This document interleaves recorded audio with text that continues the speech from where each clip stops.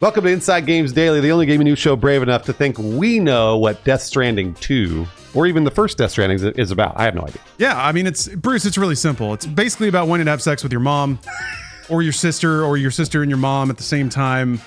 That's when it gets a little weird, but I definitely know that he wants to have sex with somebody. Sounds very classic. This is like from thousands of years ago, the stories were written like this. So, wow, Kojima really is a genius. That's right. And the reviews for Death Stranding 2 are here to prove it all over again because the critics love it. The PS5 exclusive has an aggregate 90 review score on both Metacritic and OpenCritic. This must have really ruined famed game director Hideo Kojima's day, who reportedly made changes to the game after early playtests were too positive. He said the game was too good. We got to make it worse. Cram in more art. Can you imagine if we had the pre-Hideo Kojima cut? It'd be the greatest video game of all time, but here we are. The consensus seems to be that Death Stranding 2 improves on the original with quality of life updates and tons more gameplay options to give players more variety in gameplay, while of course yet again hauling packages across a melancholy landscape and listening to Kojima's iPod, I guess.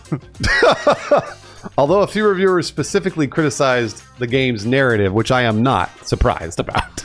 Yeah, that's a bit of an odd one, but I guess we'll see what they have to say. Eurogamer awarded the game 4 stars out of 5, calling the sequel a, quote, busier, louder, and more emotionally resplendent take on this singular hiking sim. Emotionally resplendent. Wow. There's some choice phrases that people have draped upon Death Stranding 2. I noticed that.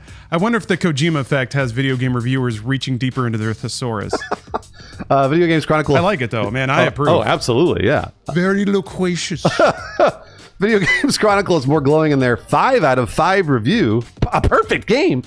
Celebrating how the game gives players the freedom to play how they want. They said, quote, you can sneak, traverse, or strap 2 machine guns onto your truck and fly in at 60 miles per hour. It's up to you. This is a walking simulator or a chaos simulator. Now that actually sounds awesome. And I can see from that why people might be finding a little more fun in this game versus the first one. This is interesting though. Silicon Era finds that deeper toolbox coats both ways in their 8 out of 10 review. They claim that Sam's improved arsenal really lowers the gravitas of encountering the game's BTs. Those are the creepy, inky ghosts that would grab you and mess with you. They also find that the game's narrative ends up weirdly predictable for being so unconventional in its setup and setting. Yeah, they actually said it's shocking to see such a safe sequel follow an unconventional and orthodox game. GameSpot's 7 out of 10 review echoes a lot of those sentiments too. They found that giving players higher powered tools really undercuts the game's tension, and that the narrative is, quote, less precise and clear about what it wants to say. They go on to write, quote, if the sequel is prescient of anything, again, those $5 words are busting out, it is that fixation on the past binds us to repeat history no matter how much we try to pretend otherwise. That's what they got from this game? I can't wait. This sounds like the greatest piece of art that has ever been made. I'm very interested. All right.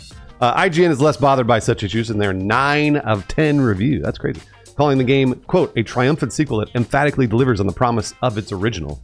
They said, it's an inventive journey packed full of both shock and awe, the sort of bold work that deserves to be encouraged. Great. Well, Kojima's done it again. Honestly, if I've learned anything about the temperature of games right now, it's that people want the unexpected and they want the unpredictable, which makes this game, I guess, and even some reviews kind of called it out as you kind of expect the absolute weird from Kojima. So the fact that a sequel came in and it's just like more fun to play, more guns, stuff like that. It's like, okay, it builds upon the original like a typical sequel would. I think maybe we're used to more pranks from Kojima when it comes to sequels, or at least him intentionally subverting your expectations. He's done that a few times with some of his franchises that he's worked on. So the fact that this is just a bigger, better Death Stranding seems to take some people by surprise. But also, I guess that makes it a better game. This is anything like, this sounds to me, I would say I have a lot of Kojima exposure, but it sounds a lot like Metal Gear Solid 5.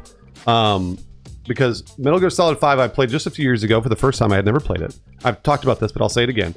When I played this game, it is one of the greatest video games I've ever played, but not because of the narrative. So the narrative itself is so bonkers and crazy and ridiculous because it's in the Metal Gear Solid universe that I was just like, who gives a shit? Like I was sort of throwing it out as I was playing the game because I loved playing the game. So to me, these reviews sound perfect for Death Stranding because I did not like the first Death Stranding. I played 10 hours of it and I was like, holy hell, this is boring. Like I was like, man, so I don't care about the narrative. And then also the gameplay was kind of boring. So if Kojima has sort of spiced it up and made it feel a little more chaotic and a little more fun, that sounds perfect for me personally. That's the way I like to experience his games. I'd rather enjoy the gameplay first and then lash onto the narrative later, and then wonder why Troy Baker's character has fucking clown makeup and an electric guitar that kills you.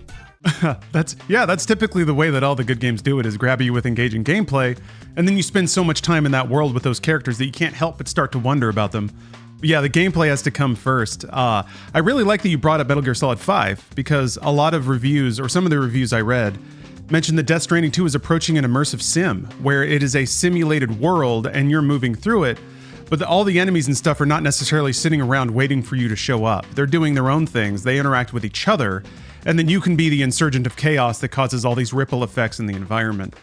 It's funny because I'm playing through Metal Gear Solid 3 right now, and I'm even seeing some elements of that. There's some very diet immersive sim elements in that game. For all the image Kojima might have curated as being like wanting to do film, or being a film guy and just putting absolutely long cutscenes in all of his games, there's still game design there, and I think Metal Gear Solid 5 really proved it. And it sounds like this game is further cementing that, you know, while he might fly off and make a 45-minute cutscene that is unintelligible, there's still a game behind that too.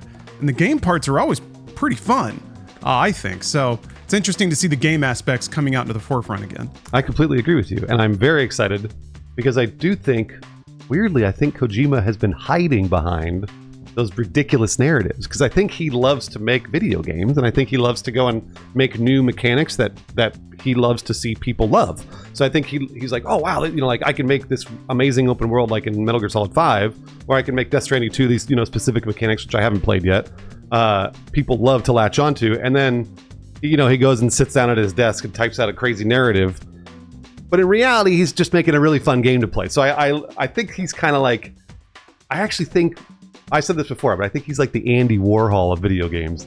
And I love that. I think the more that I'm starting to understand what he does and who he is, the more I like his games. Yeah, I think that's a totally apt comparison. And I think we're lucky to continue getting games from this guy, especially at the budget that he's getting. There aren't a lot of people that can come at a game like this with a unique concept and even a unique narrative and just throw millions and millions of dollars at it. So Spectacle's back, Weirdness is back, coming, what is it, the 26th? I guess early access begins tonight, though, if you want to shell out for that. But let's throw even further into the future with Law Dog's Preview Corner. These are previews that are trickling out from Summer Game Fest. Today, previewing LSE Lagoon. This is a really cozy, cutesy game from developer Tiny Roar. Basically, your protagonist takes over the air freight service from your Uncle Lou, who's gone missing.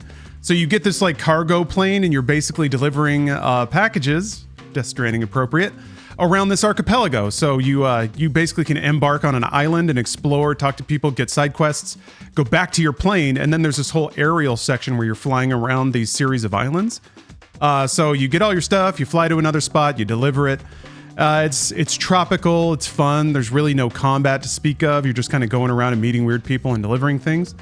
There's also a base building aspect, which I'm a sucker for. As you continue to play, you unlock new structures, and you basically have this like vacuum gun that you use to suck up resources, and you can use that to build buildings and stuff on your personal island. So you can build out this whole base, deliver stuff, listen to good music. There's also kind of a Metroidvania style progression. As you play through the story missions, you'll unlock new gadgets and abilities, and those help you further explore the island. So essentially, you're always going to be bouncing around to all these different islands, reaching new spots, backtracking, doing quests. Seems like a cozy good time. There's no release date just yet. That's to be announced, but keep a lookout for it. LSE Lagoon kind of reminds me of, what is it, Tailspin?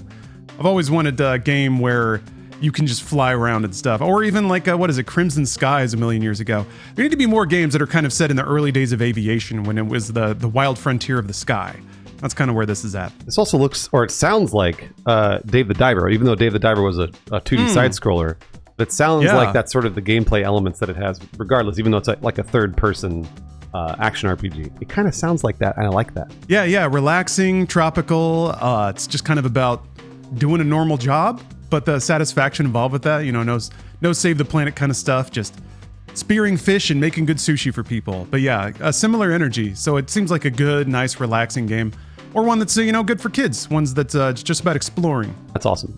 We'd like to thank a few very special Inside Games patrons that support the Inside Games Patreon every single month. Zach the Hack and Weebish. They both adopted a baby thinking it would let them see ghosts. And let me tell you, I have a baby. It does not let you see ghosts at all. You don't carry it in an egg sack, a fluid sack, and then get to move packages around the world at all. It's more like you change its diaper a lot. You clean shit off its butt. For 18 years, huh? 18 years of shit cleaning. Woof. Don't worry, Zach the Hack and Weebish. It'll all be worth it when that baby walks across the stage with a diploma in hand.